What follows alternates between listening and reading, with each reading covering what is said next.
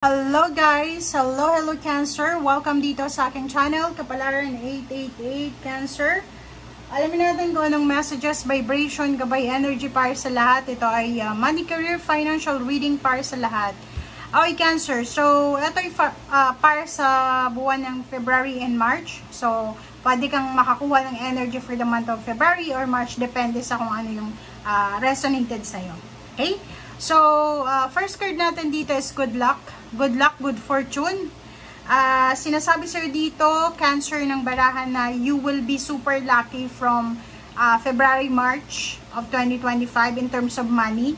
Adjacent possibilities is number 24, 6.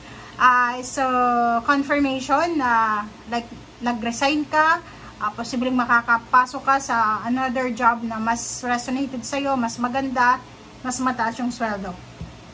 If ever naman na-terminate yung contract mo, na-lay off ka, natanggal ka sa trabaho, sinasabi na may mga pinto ng opportunities na posibleng available para sa'yo na papasukin mo. So, may pinto na nagsarado, merong mga windows na magbubukas, mga opportunities na magbubukas para sa'yo. So, you are super lucky for the month of February and March in terms of money. So, ikaw lang yung, kailangan hanapan mo to hanapin mo to kasi hindi naman yung trabaho yung lalapit sa'yo. Pero you are lucky.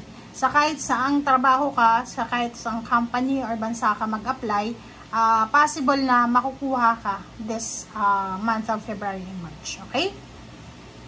Okay, Cancer. Simulan natin dito sa baba. 7 of Swords and Hangman. Nakikita ko siya dito, isa sa mga pinaplano mo ngayon, ang kailangan mong ihang muna. Cancer, kung nagbabala kang magpatayo ng bahay, okay? Magpa-renovate ng bahay, magbenta ng ari-arian, make sure na ihang mo muna siya. Huwag mong itutuloy siya for the month of February, March. Okay? Hindi mo dapat to gagawin sa ngayon. 7 of Swords, mag-iingat ka. Lalo yung iba na papasok kayo sa bagong business or sa bagong trabaho, bagong career nyo, or sa bagong bansa na pupuntahan nyo. 7 of Swords, mag-iingat ka kasi ngayon sabi ko sa'yo dito, napakaswerte mo, pero may mga malas na tao sa paligid mo. So, pag nalaman nila na bago ka lang, trainee ka lang, tapos biglang taas ang sweldo mo, na-promote ka agad, maraming maiinggit sa'yo. Maraming magpaplano ng hindi maganda laban sa'yo. So, mag-iingat ka kasi maraming posible na traidor na nakapaligid sa'yo.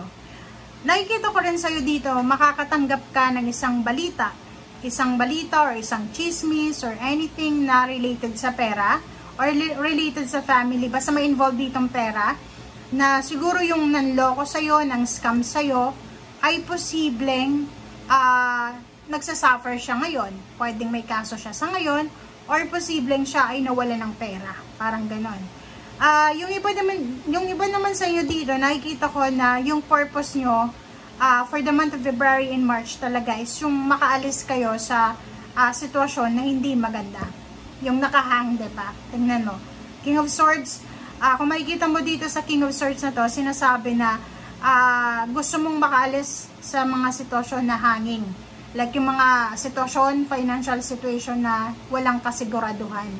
Yung hindi kasigurado na uunlad ka ba dyan, is either business yan or career.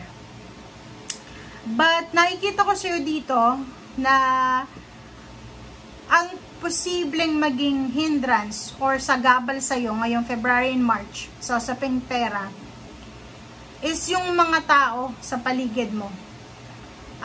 Unang-una nakikita natin dito is Ace of Cups, relationship mo. Gusto mong umunlad yung buhay mo pero takot ka na mag-take ng risk or posibleng takot ka na iwanan yung asawa mo, boyfriend or girlfriend kasi may history na ng cheating, parang ganun, or parang kulang ka sa tiwala sa kanya or siya yung walang tiwala sa'yo. Comment down below if you're resonated. Okay? Yun lang yung hindrance, yun lang yung pinakasagabal sa buwan na to. But nandito yung judgment, sinasabi sa'yo ng baraha, na if talagang gusto mong maging maayos yung takbo ng buhay mo, kahit may sumagabal yan, kahit may kumontra pa dyan, tuloy na tuloy yan. Diba? Judgment eh. So, itong decision making mo na to, apektado yung decision mo dahil sa the devil na to. 7 of coins. So, nakikita ko sa'yo dito na kung halimbawa naghihintay ka ng pera, umuutang ka sa bangko, umuutang ka sa kamag-anak mo or kanino pa man, or naghihintay ka ng salary increase, lump sum of money, payouts, payments, be patient. Okay? Be patient kasi on the way na siya, parating na siya. And kalmahin mo lang yung sarili mo. Huwag kang magpadaig sa, like, di ba pag may hinihintay tayo, tas hindi pa dumarating, lalo na kung pera, naiinis na, nawawala na sa focus, wala nang interest, parang ganun. So, mag-iingat ka.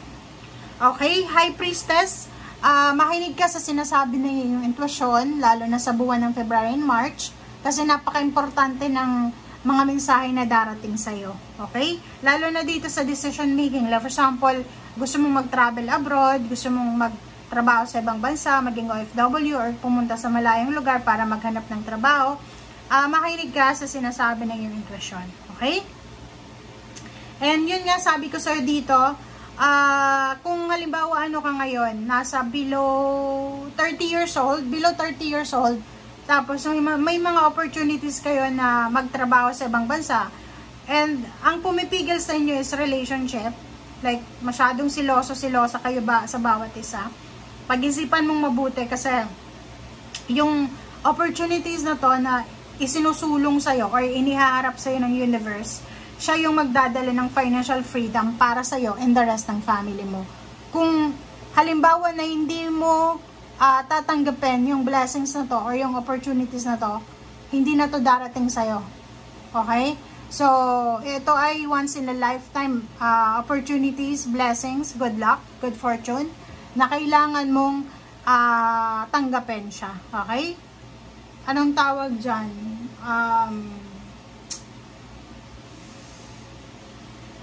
Yung parang wini-wish siya ng lahat ng mga tao ngayon. Like, maraming tao ang unemployed ngayon maraming tao yung walang pera, may business pero naghihirap. So, may mga wini-wish ang tao ngayon na posibleng ibigay yan sa'yo ng ating Panginoon, ng ating universe. And yun ang kailangan mong saluhin. Okay? Sayang yung good luck and good fortune na nasa paligid mo.